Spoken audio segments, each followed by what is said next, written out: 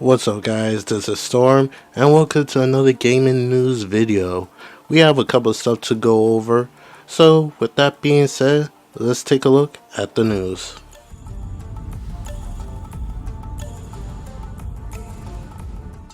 First, we have Expedition 33, which blown out the gate with some raving reviews with 9s and 10s from different outlets, and it's currently at a 92 Metacritic, thus making it currently the #1 game of 2025 with the highest Metacritic score.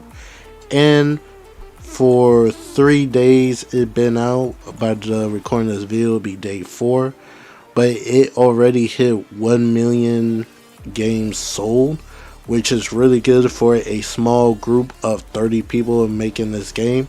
It was kind of surprising to find out they were ex-Ubisoft devs, which kind of say something with how Ubisoft treat their talents of their developers, but that's neither here or there.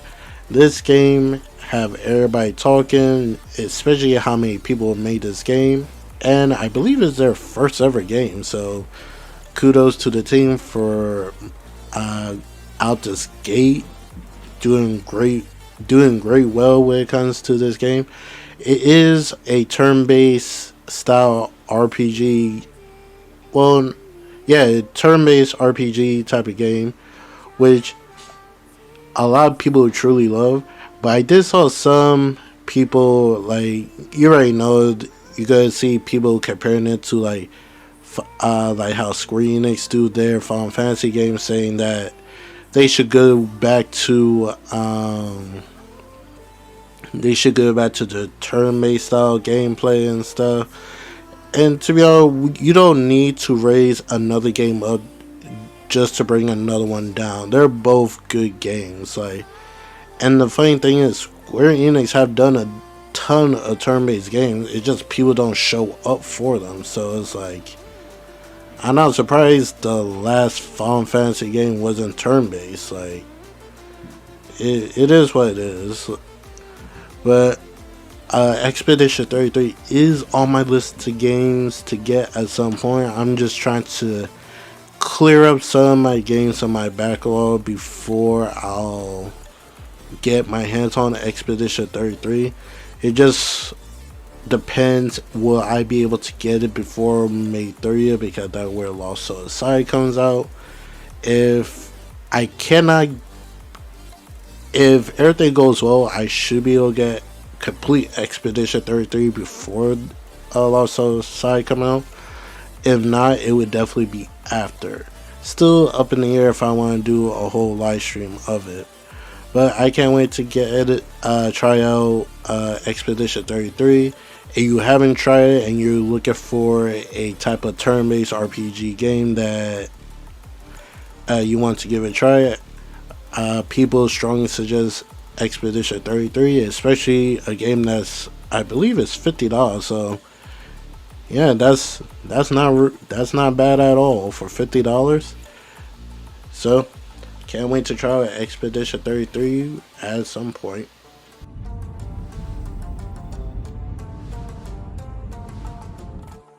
Due to popular demand, PlayStation have brought back the legacy background for different PlayStations through the years. So during the 30th anniversary of PlayStation, they had like a special background theme, well, not really theme, but sound effects that you could have on your PS5 that had like different sounds and somewhat designs of the previous PlayStation consoles, like PS1, PS2, PS3, and the PS4. But after, when the whole 30th anniversary finished, sometime around late June, I believe, not June, January, PlayStation removed it, even though, because they said it was only going to be a limited time thing. And a lot of people raised their voices that they wanted it to come back. And due to the demands of the fan base, PlayStation have brought it back permanently for people to have their sound effects of PS1, PS2, PS3, PS4. I currently have the PS2 one, because growing up in a big house family that I was growing up in. The first ever PlayStation console I ever owned. That means I would not borrow them from my cousins or play on their system, but a system I could call my very own. It was the PS2, and I had a lot of great memories of games when it came to the PS2 generation. So that's the one I'm rocking with right now. And it's not only that, they also came out with like some type of sound amplifier thing in the update that if you play it on a headset, you can hear more clearly of people's footprints and all that jazz, which I could definitely see will be a big thing when it comes to competitive shooters, able to hear to able to hear more clearly of your opponent coming and stuff. It will be kind of interesting how many people will utilize it, but I guess we'll just see. But hopefully, what I'm hoping with this update with the whole legacy PlayStation thing, they'll do that with more games and stuff. I think that'd be cool. It's like they're bringing back themes, but at the same time, it's different. Like let's say for example for Wolverine and stuff, right? When you highlight your different highlight the different game icons that you have, you hear like a chic noise, like Wolverine extend his claws out. I think that'd be a cool thing they could do for games. Of course, that it would entirely depend on the developer of the game to incorporate it. But I think that'd be cool to add like some type of design for a certain game, that it could be like a pre-order bonus, like how they did for the PS4. Like when you pre-order a game digitally, you get like a theme for that game. With sometimes some of the games will have music playing in the background and stuff. I think that'd be cool if they did that. You know, highlighting the different game icons is technically would be a theme, and some of them do have music playing. But I think overall, I think that'd be a cool thing for them to add. But we'll see. I just want them to incorporate it more, because it's not good. Well, it probably will cost them a lot to incorporate it, but I think a lot of people will be going nuts over it if they were able to find a way to add it. But we'll see in the future if they do this or not.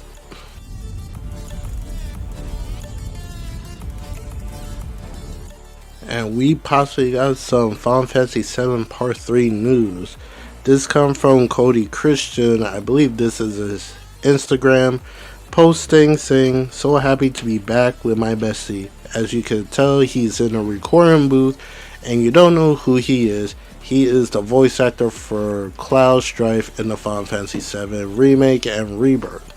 So potentially, voice recording is being worked on for Final Fantasy 7 Part 3, which is hella surprising, because the fact that we're getting news for the next Final Fantasy game before Kingdom Hearts 4, which is, in my opinion, is outrageous. But I digress. I am going to be playing this game day one when it comes out, and I'm excited to see what the story is going to entail. But it is very surprising that we're getting this now, especially what Rebirth came out like last year. So the fact that they already got stuff, they already at the point that they're doing their voice lines, is a little bit crazy. But then again, Square Enix is a pretty big team, so they probably had some of the stuff worked on while they were probably already working on Part 3 when they were doing the final touches for Rebirth. So I should not be surprised, because it's no different when it comes to like Insomniac Games, for example. Like They put out Miles Morales in 2020, and in the year after that, they put out Ratchet Clank Rift Apart.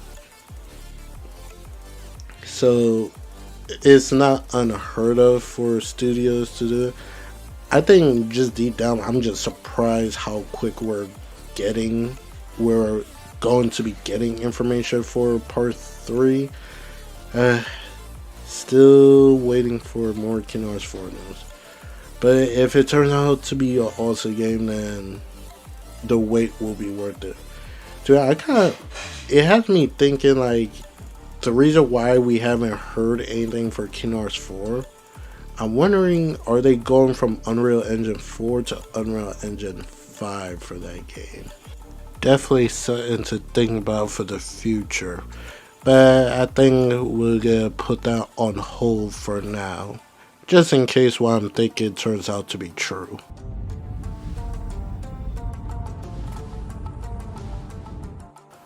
Robocop Rogue City Unfinished Business is coming out on July 17, which you can wishlist now on PS5, Xbox Series X, and Steam. I believe this is a DLC for the current Robocop Rogue City. It's a game I'm currently going through right now, and so far I liked it, even though I never really grew up watching the Robocop movies. I've seen some of them, but it's nothing like anything I was going crazy over, because I was mostly looking at the Terminator movies, in my opinion. But yeah, if you're excited for the next Robocop story game, it's coming out on July 17th, so mark your calendars.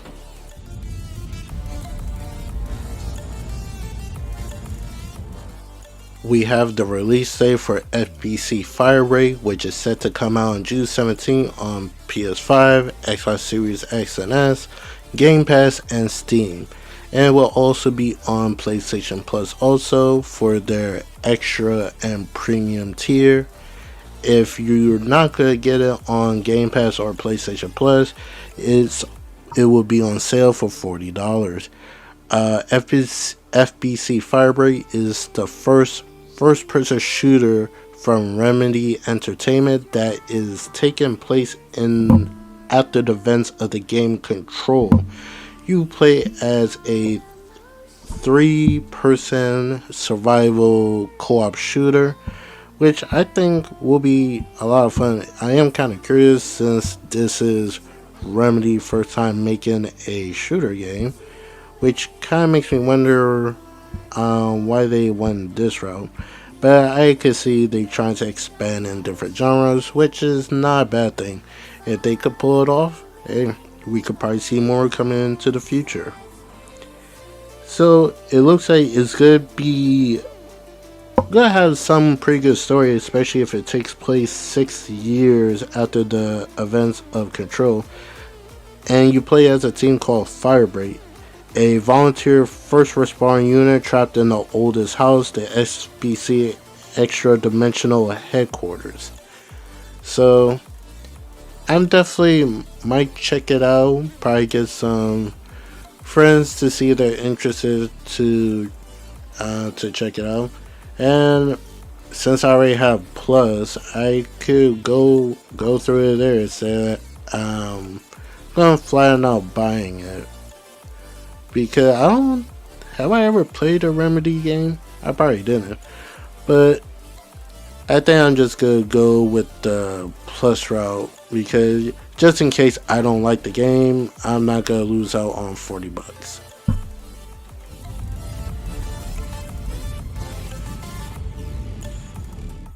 We might be getting a possible Persona 4 remake. News came out from Persona Central saying possible Persona 4 remake domain name update hints at upcoming announcement. So with that being said, basically we're gonna get a Persona 4 version exactly how they did for Persona 3, and they made Persona 3 Reload. So it's a possibility we're gonna get a remake of Persona 4. I never played Persona 4, so it will be new to me. I will possibly give it a try if I like it or not. Because right now my current favorite Persona is Persona 5 because thanks to a couple of friends of mine, that was the one that got me into the game. I did try out Persona 3 Reload. I just for some reason I just couldn't get into it. Like I don't know, like the story was kind of feeling boring to me, and so that doesn't mean it's not a good game overall. It just for me, I guess like me playing Persona 5, then playing Persona 5 Strikers and stuff, then playing Royal. I think I'm just so accustomed to the story of Persona 5 in general. It just I couldn't really get into number 3 honestly, and Persona 5 Strikers, that just continued the story of Persona 5. So, well, we'll see about Persona 4 if this does turn out to be true, and to see if it's like a game I could honestly get into. Okay, it is a possibility. It could be good. I'm probably just not. Uh, I'm probably just not their big Persona fan that I can't really get into it. But that's just me.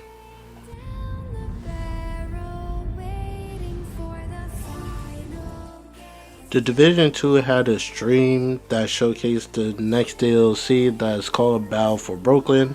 It's set to come out on May 27, 2025.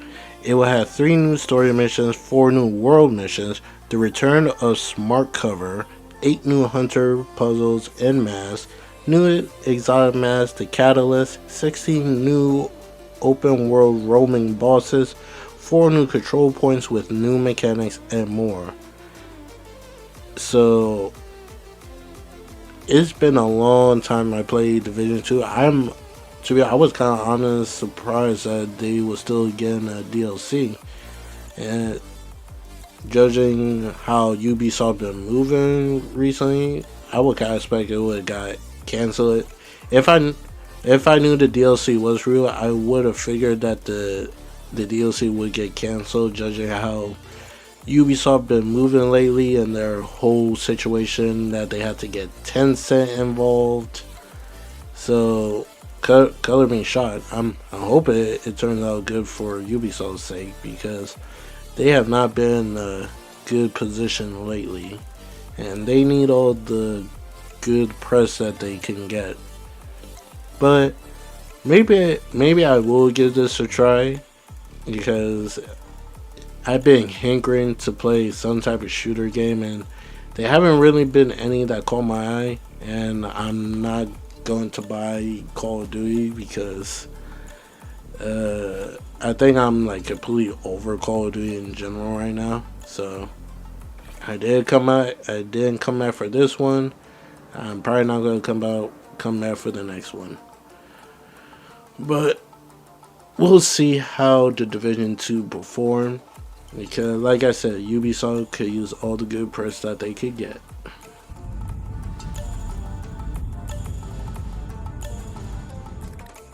Mark your calendars because on May 8th we'll begin the official gameplay trailer for Mafia The Old Country at 11 a.m. Eastern Time, and after that it will be a PAX East developer panel at 2 p.m. Eastern Time. Most likely the developers gonna go into more detail, what's happening in the game, and all this, that, and the third. The game is set to release on August 8th, which now begs the question, when do we think GTA 6 is coming out? Because I remember a while back, they said GTA 6 was going to come out after Mafia The Old Country, but before the Borderlands 4. So, if Mafia The Old Country comes out in August 8th, which is early August, and Borderlands 4 comes out September 23rd, I believe. It comes out the same day as Mafia, so I believe that's September 23rd.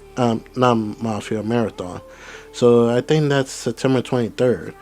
So if that's being the case, is GTA 6 coming out early September? Me saying that out loud kind of doesn't really make that much sense thinking about it. Like, could it be a possibility? Yeah. But, I don't know. Like, some people probably still on the fence that the game is going to get delayed.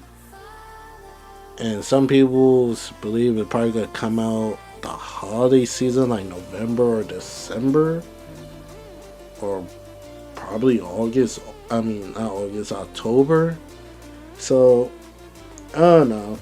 Some people believe we're going to get like a trailer for GTA 6 next month, because apparently May 15th is going to be Rockstar conference call.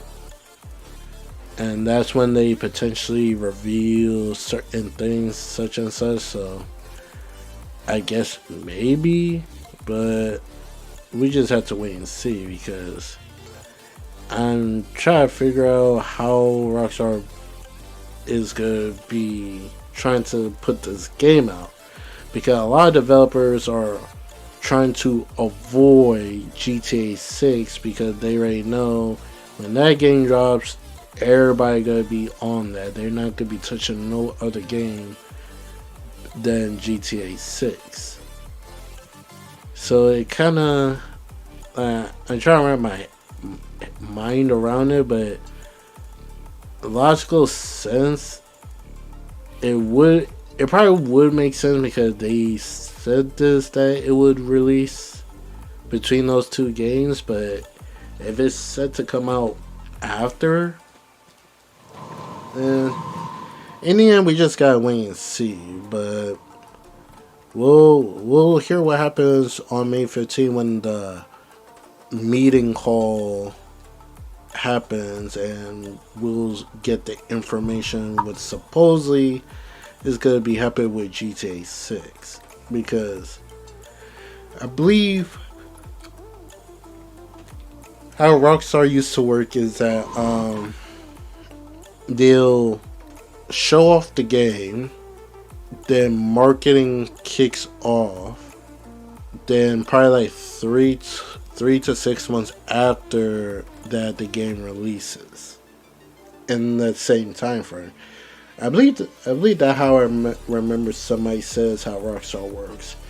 But judging how games are right now and how expensive they are, that whole thing how Rockstar used to put out, how they market their games and how when they put their games out, that could entirely change, honestly. But we'll just wait and see.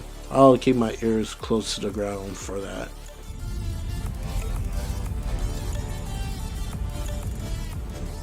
To close out this video, we could be talking about the last bit of news, which took everybody by surprise when it dropped, was PlayStation shadow dropping a new trailer for Ghost of Yotei, Sucker Punch, the next game that takes place in the Ghost of Tsushima universe.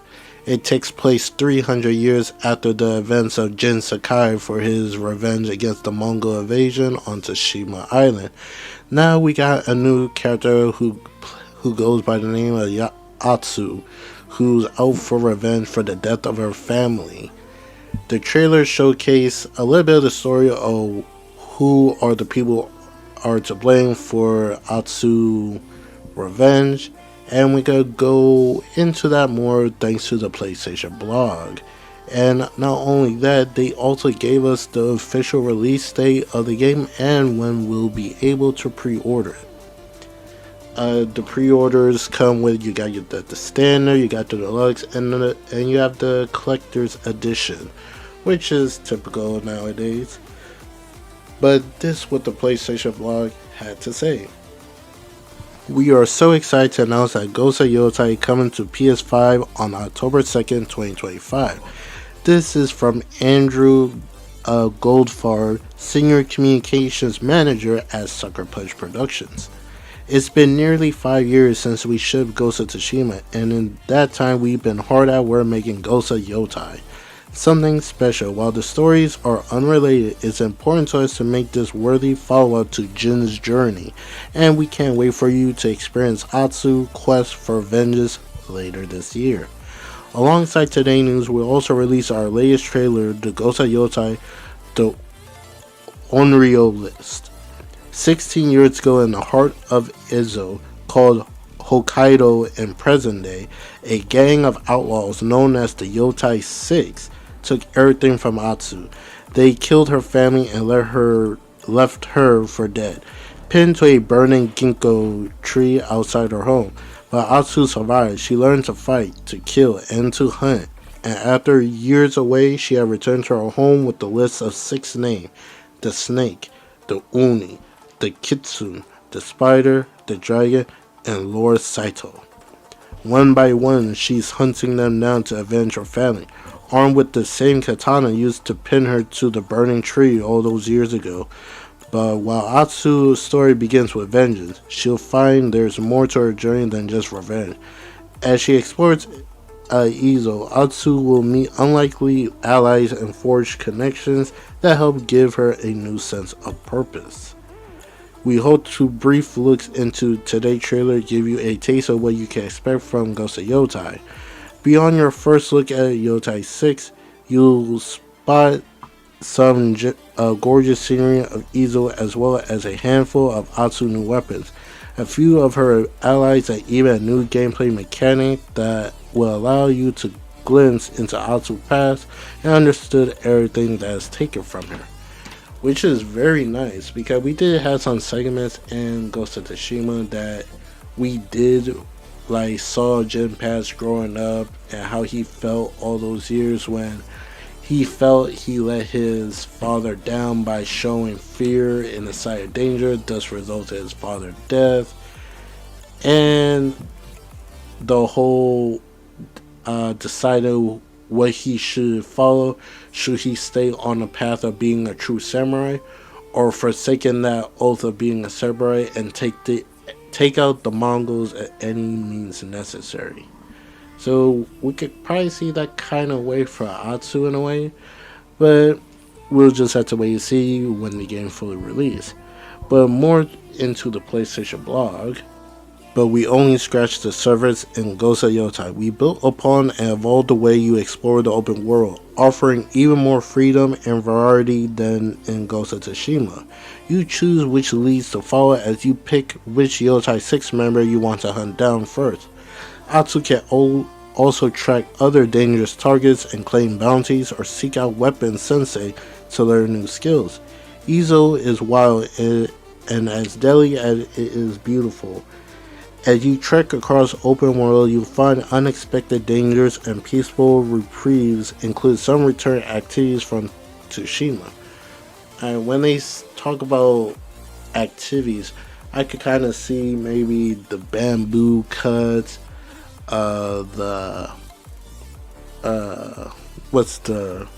haiku, and you look at scenery and write haikus, probably the whole hot spring thing.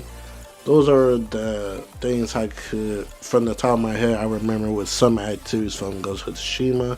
Oh, and they were also the ones that the legend story, when you learn about legends of certain swordsmen from years ago and you learn their skill and stuff, or hunted down a certain group of Ronins who went rogue.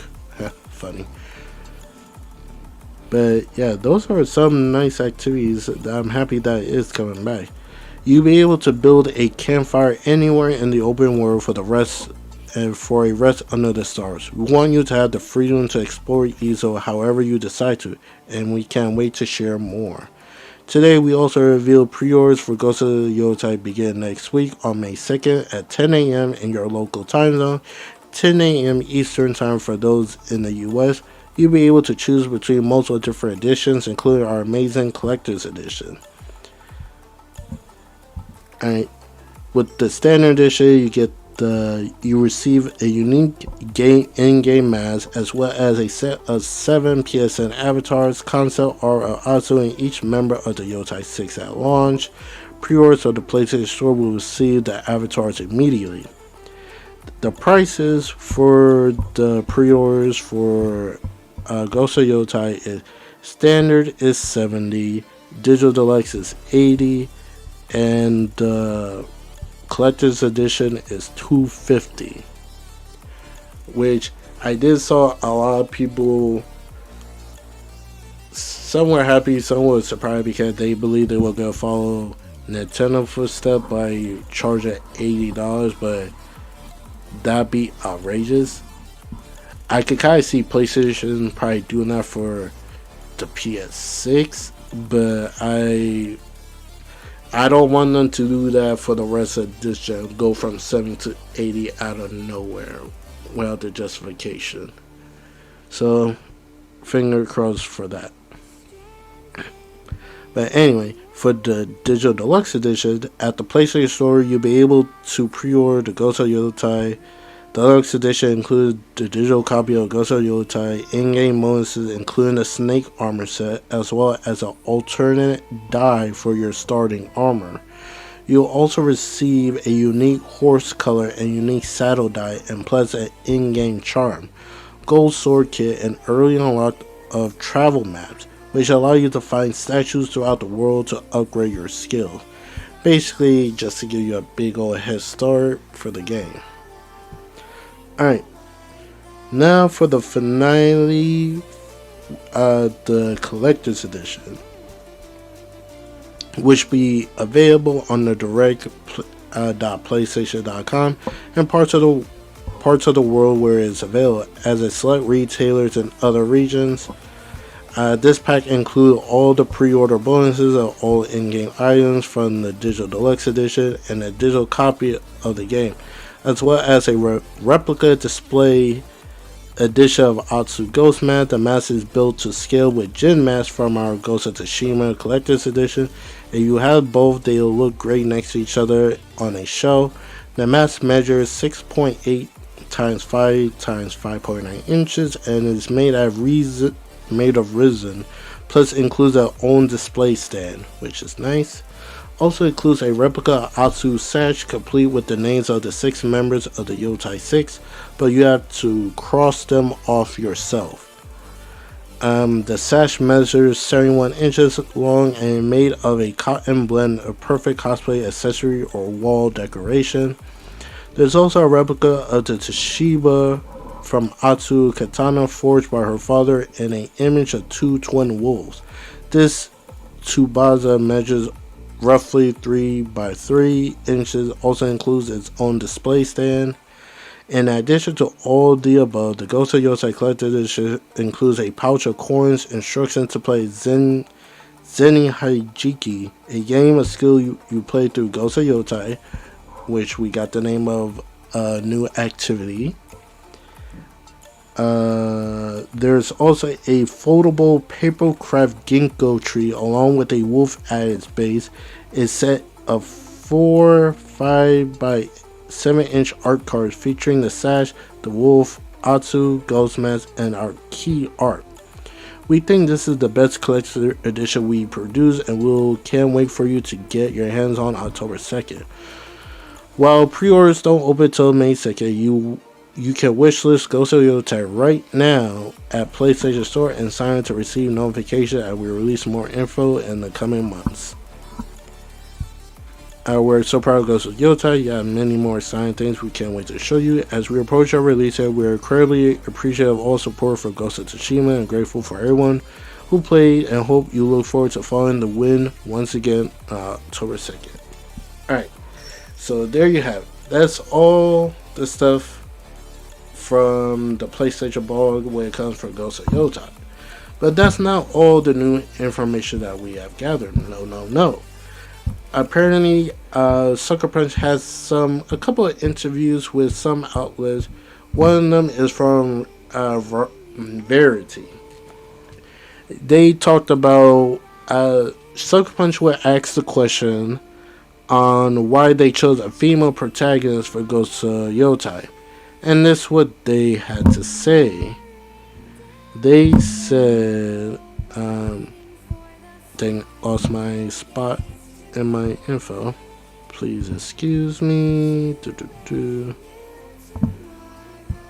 Okay, it said wanted a fresh yet familiar experience. These are just bullet points. They are fond of origin slash underdog stories. Atsu is a woman in a dangerous world. It makes the story unique. As she grows to be so powerful, Atsu will be named Onryo, unkillable vengeance seeking ghost.